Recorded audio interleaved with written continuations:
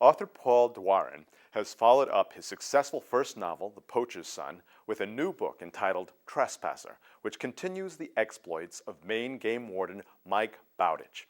He recently held a reading for the Portland Public Library's Brown Bag Lecture Series, and Brian Knobloch talked to him about his latest installment. Paul, this is a follow-up to your very successful book, The Poacher's Son. Let's talk about this series for a bit. The series is about a Maine game warden named Mike Bowditch, who is 24 years old when we meet him in the first book, The Poacher's Son, and he's 25 in Trespasser, which is the sequel that takes place 8 months after the end of the first book. Now, you have a lot of sort of extreme elements in your books there. There are poachers and meth cookers. Not what people think necessarily when they think about Maine, and especially maybe rural Maine. Right. Where does all that come from?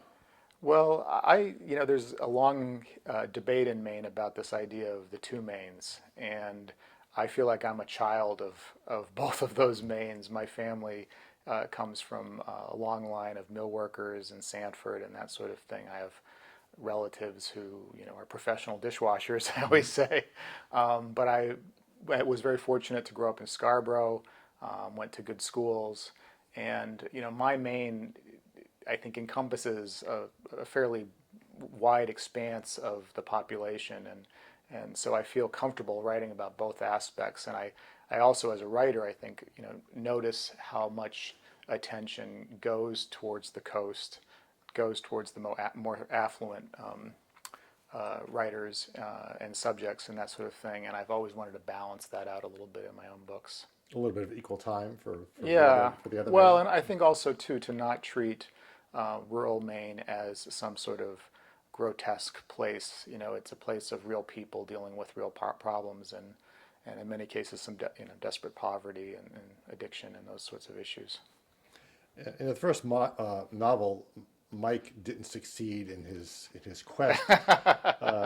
Was that an unexpected turn? Was that something you were intentionally trying to do for the readers, to sort of lead them down a path and then yank them back, or what was that? Well, with a mystery novel, you don't necessarily know where it's going to go. I think a lot of writers maybe do plan all the way to the end, but I don't do that. I like to be surprised by the book, by the characters, learning things, along the way. And I didn't really know in The Poacher's Son what was going to happen as I was writing the first draft.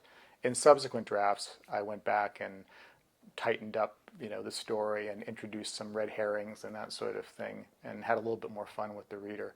But generally speaking, I like to, follow my instincts and create characters that surprise me sometimes.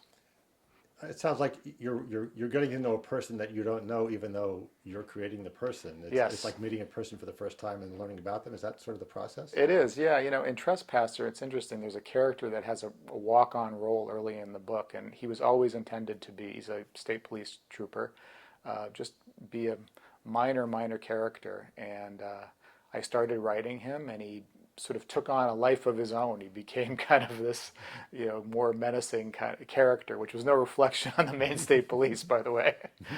But it's fun, actually, to have that happen when you're writing. So your experience in rural Maine, where does that sort of authenticity come from?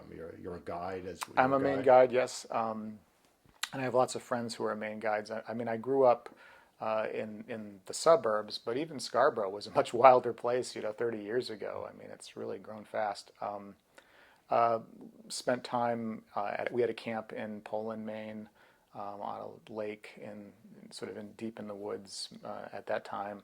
Have lots of friends who are guides and have remote camps that I go to. It's part of my favorite, part of the year, and it's September actually when I get to go visit a lot of those guys. You spend a lot of your time as a journalist. What's different about writing fiction? What's the difference in the process, or is there a difference in the process? There's a great difference in the process. I think it works well to me for me in the sense that my work at Down East gives me the latitude to travel around Maine, to meet lots of Maine people, to read about Maine constantly and learn about the state. But not everything that I learn is appropriate for that magazine, and I started actually writing The Poacher's Son to give myself, another avenue to talk about subjects that I didn't think were appropriate for Down East, and in a voice, honestly too, that I think would be a little bit more shocking to my Down East readers. You have a 3-book deal for this Yes. character. Is that a comfort, knowing that you have that, or is it a challenge? It was initially a comfort. I think it's become a bit of a challenge because the contract stipulates that I have to write a book a year, and I have a very demanding job at Down East as the editor-in-chief, and squeezing in the time to write a novel is a bit it is a challenge. Certainly, it's a challenge for my wife, especially. So Mike has this journey that he's going through, and in the second book he's half of the way through. Right. How much of that journey is your journey? Oh, that's always a good question. Mike is quite a bit younger than I am. He's a game warden, which I have never been. I always think he's braver than I am. But lots of people have noticed similarities between us that I didn't, necessarily start out hoping to explore. So, it's always that kind of challenge, especially when you write in the first person, as I do it. People do project on the character that it is you, and that you're writing, from your own experience, and a lot is made up. But Mike's love of the outdoors is definitely my love of the outdoors.